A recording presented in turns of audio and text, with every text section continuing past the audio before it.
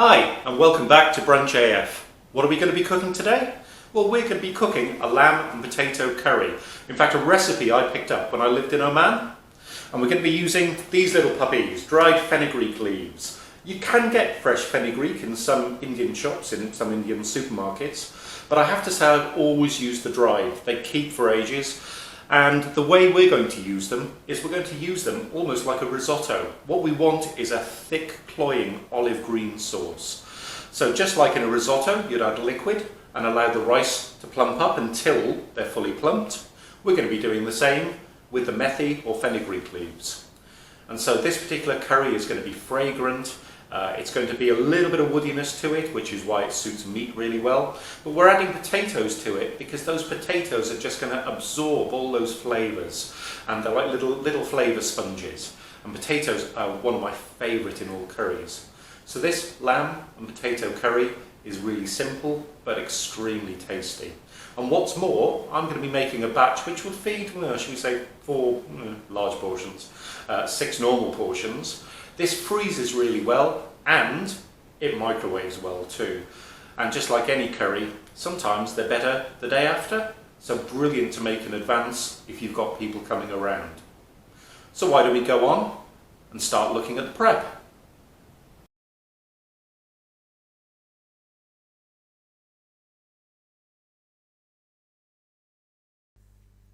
So for our initial spice paste, 4 garlic cloves, couple of white onions roughly chopped, 2 inches of ginger and 2 chilies with their seeds removed. Roughly chop them all, put them in a blender, few dashes of water to loosen the paste and give it a good zhuzh up to make it nice and smooth. You can do this in a pestle and mortar.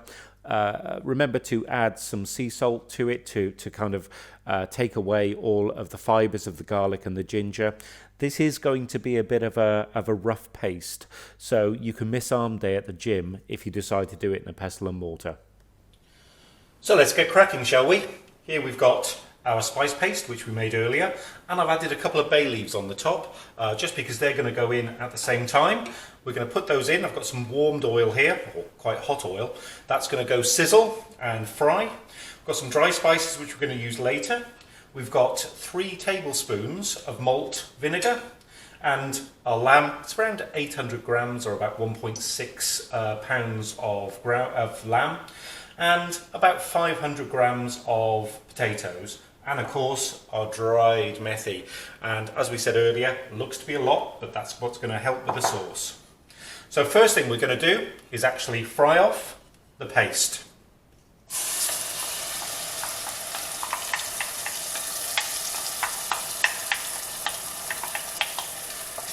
Gosh, and you can smell the garlic and the ginger coming through. Going to up that a little bit. Now we're going to fry this until it reduces. There's a little bit of water in the paste, and we want to fry that off and to make the paste lovely and thick.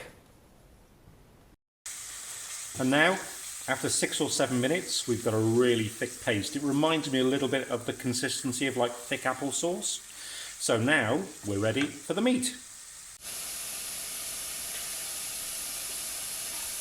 So our lamb cubes, and this is lamb shoulder, they go into the pot. Now we're not browning the lamb, as sometimes we do with curries. In this case, all we're doing is allowing those fantastic garlic and ginger paste to coat the meat and for it to start to braise in all of the sauce. So now we're going to mix that. We're going to allow that to come back up to heat, and we'll give it a good 3-4 minutes before it's time for the next step, which is going to be same thing with the potatoes. And now, after 7 or 8 minutes, we've actually got some really nicely, well, it is brown, but it's not caramelized lamb. It's time to do the same for the potatoes. So I've got about 500 grams of potatoes here. I've left the skins on. These are only small potatoes, but by all means cut them into inch chunks. And what we're going to do now is exactly the same. We're going to mix it all up. Let the garlic, chilies and ginger coat the potatoes. we're going to start cooking those off, probably for about 10 minutes before the next step. So now it's been around 10 minutes. The potatoes are just starting to get soft around the edges. I really love potatoes in curry. They absorb the flavours so well. And that's one of the reasons I actually cut these in half. I know I've got the skin on, but I wanted some of the flesh to absorb some of the methy flavours that are going on. So you can see there's a little bit of liquid that's been generated and brought out from both the marinade and the lamb. So we're ready for 2 more ingredients now. We've got our dry spices. And this is the chili powder, the salt, the pepper, the garam masala, the cumin, and of course the ground fenugreek. And we're going to coat the chicken, sorry, the beef, the lamb even, and the potatoes.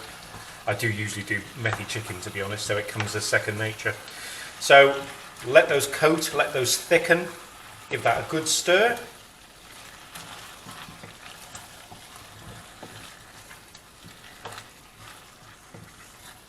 The flavours that are being just generated by this are absolutely amazing.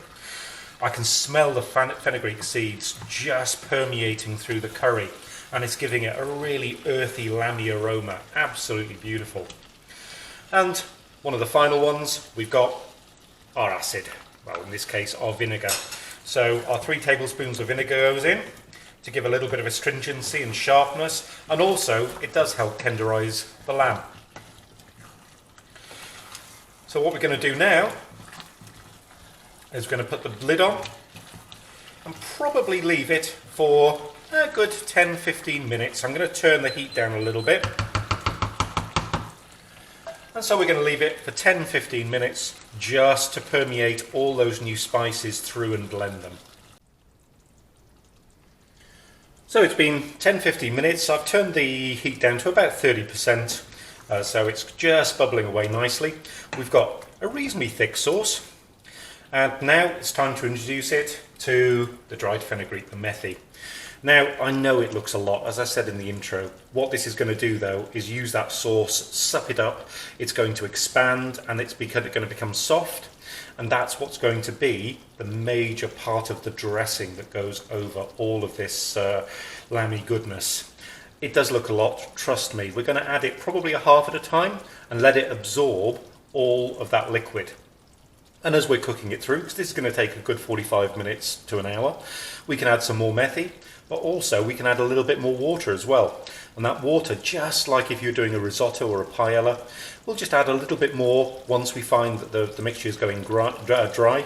And that way, we can add a little bit more, it'll sup up and soak up a little bit more, and then we just keep going backwards and forwards until it's fully absorbed. So here goes, roughly half. Now, word of warning, this stuff is really, really light. If you're too rough or heavy in putting this in the pot, you're going to end up with fenugreek leaves everywhere. So here we go, let's get on and do the combining. Let's let the sauce see the methi.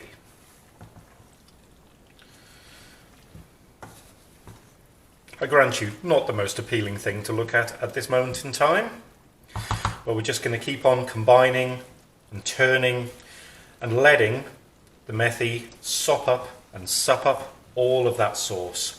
It'll expand into that cloying olive green kind of mixture, which is going to form the basis now of the methi sauce.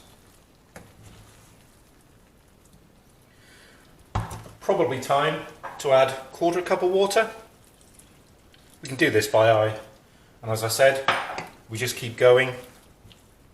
I'm going to mix this and then probably give it 10 minutes to absorb, and then check to see how much more water it needs.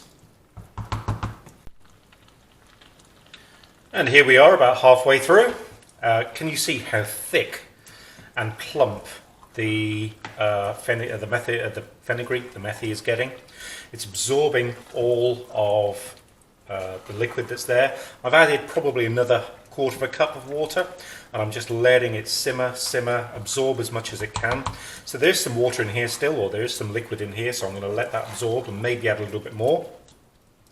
But out of the 100-gram pack of methi, I've used 800 grams, so basically almost all of it. So this is going to be such a thick cloying sauce when it's complete.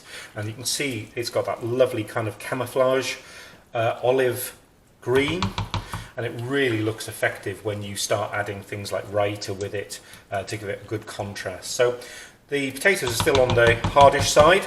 This is about halfway through, and it's got another 30 minutes to go, so we'll just keep an eye on it, add a little bit more water as needed, and we'll let all of those flavours combine.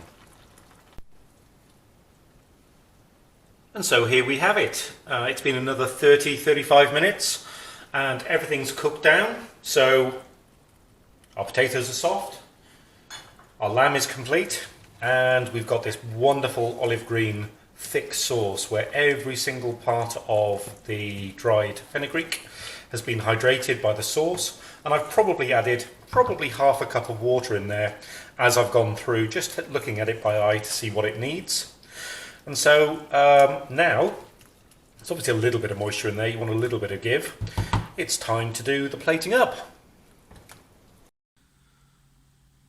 And here we have our beautiful olive green lamb and potatoes with fenugreek leaves.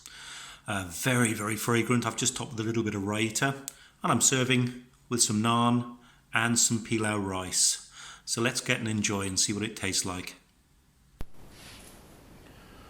So let's see what this beauty tastes like. It smells gorgeous. A little bit of that raita.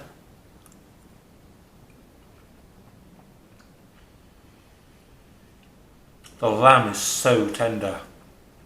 It's been marinating and cooking for good hour and 3/4. The potatoes have soaked up all of those juices. They're going to be little flavour bombs. This is such a good meal, and actually reasonably healthy.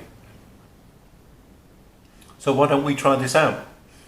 If you try this, you'll certainly brunches. So next time, let's see if we can take what we've created and turn it into a fancy party hors d'oeuvre. See you next time on Brunch AF.